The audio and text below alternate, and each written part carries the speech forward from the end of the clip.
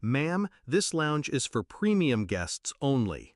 He didn't even look at my boarding pass, just my skin. His tone was the real sign. Not harsh, just indifferent, measured. The way someone speaks to a problem they believe they already solved. I glanced past him. Two white men in polo shirts, no visible tags, no challenge.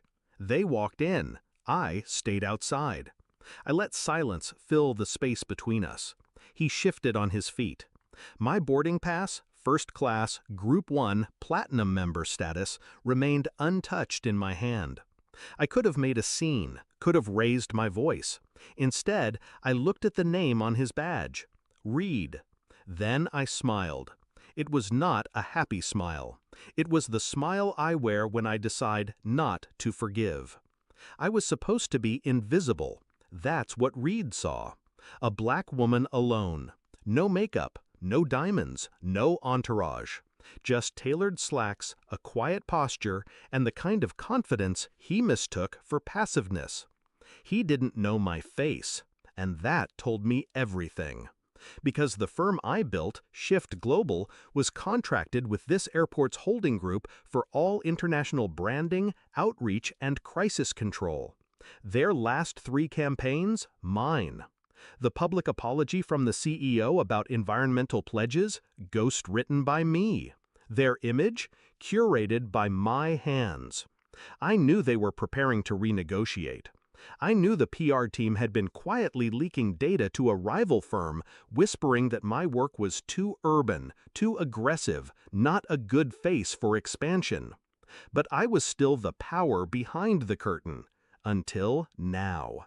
Now they'd pulled it back and exposed themselves.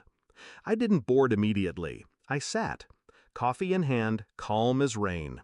My assistant, Nyla, FaceTimed from the lounge inside. "I'm so sorry," she whispered, holding the camera low. "They let me in, didn't even check the pass." I nodded. I know. I could see Reed pacing, unaware of what he'd done. I listened as the PR team sent another email, forwarded through the backdoor inbox I'd been monitoring for months. "We can finalize the pitch to remove her from the contract after Q3. I don't think she'll make noise. These types never do." These types. I took screenshots, forwarded them, labeled every name, every timestamp, every smile I'd returned, and every knife behind it. I made 3 phone calls. One to the board of directors at International Aero Group, one to my legal team, and one to the private security firm I use for internal audits. The plane hadn't even started boarding. They say truth comes like thunder, but that's a lie. It comes like frost, quiet, spreading, icy fingers around throats. As I landed in New York, my inbox was full. Not from friends, from the crisis team at the airport, from the regional director, from Reed. He suddenly remembered my face. He'd found the LinkedIn page, the Forbes article, the keynote speech I gave last quarter to an audience his manager begged to attend. He realized the woman he dismissed wasn't just a passenger.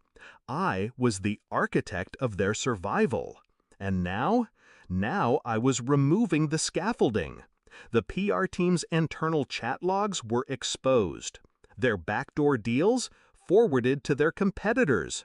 Within 1 hour, 5 employees were placed on administrative leave.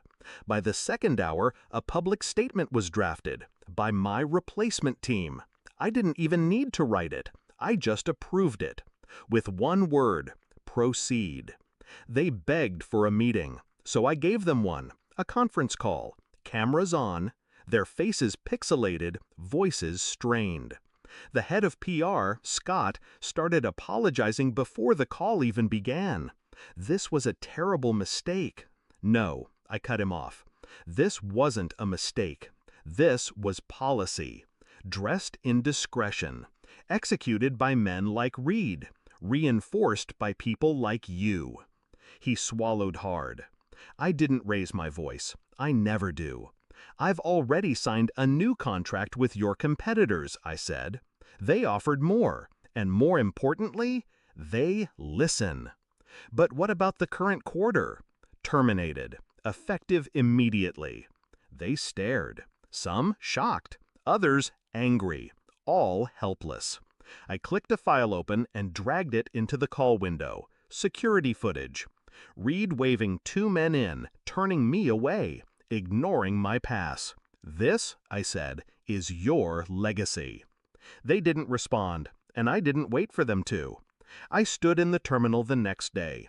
Different city, different gate. Same silence. But this time, I walked into the lounge. No questions, no glances, no Reed. I didn't celebrate, didn't post, didn't vent. Some stories don't need to go viral. Some stories are better served quiet, like a knife sliding into velvet. Let them guess what I'll do next. Let them remember the face they didn't recognize. Because in a world obsessed with noise, power whispers. And I never raise my voice when I'm holding the knife.